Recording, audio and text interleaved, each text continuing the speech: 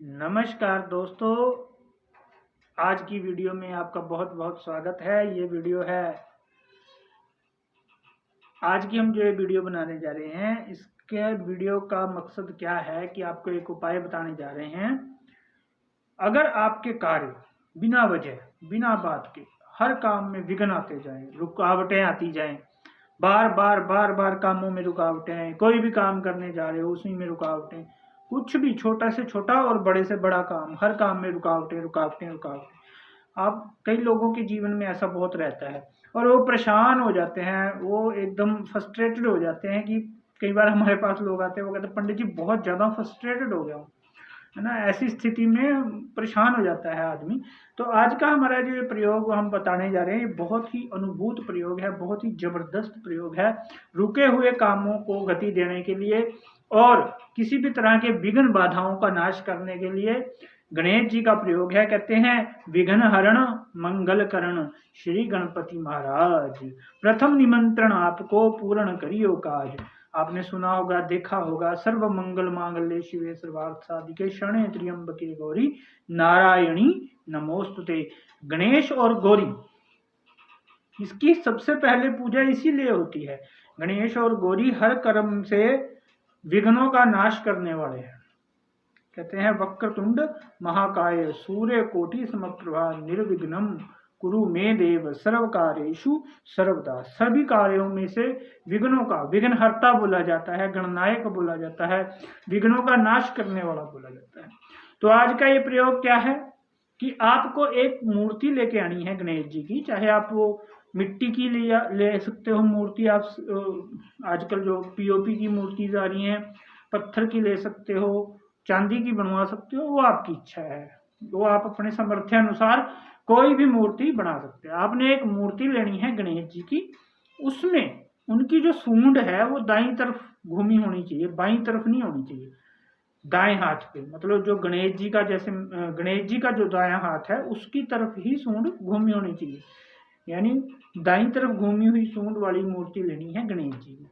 और आपने क्या करना है, उस मूर्ति को अपने मंदिर में स्थापना कीजिए।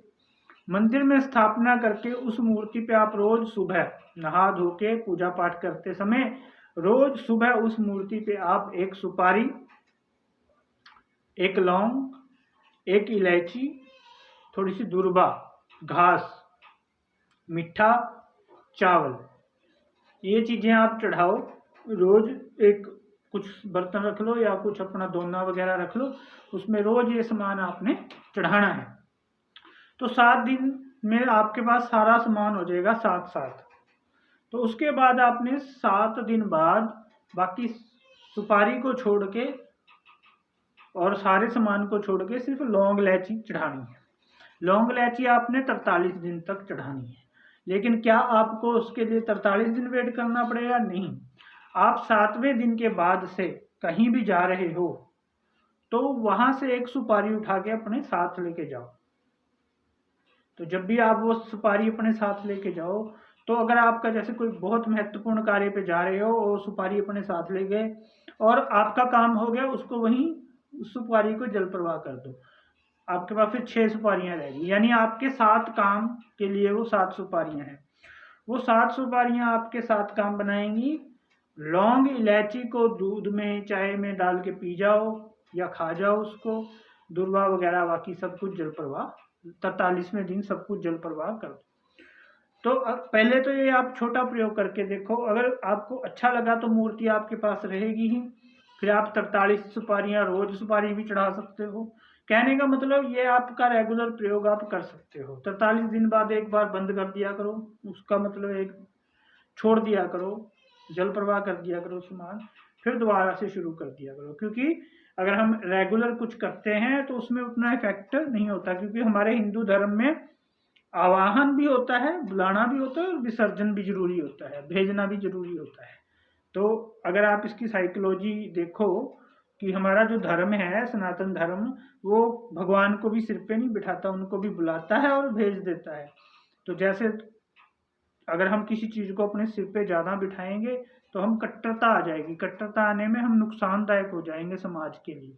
जैसे आप देख ही रहे हो, बहुत से ऐसे धर्म हो गए हैं जिनमें कट्टरता आ गई है। तो भगवान को भी सिर पे नहीं बिठाना, सिर्फ उनसे भी अपने कार्य कराने हैं, और उनका जब आना है तो पूरी श्रद्धा भाव से पूजा करो, क्योंकि इनके नियम बहुत हैं।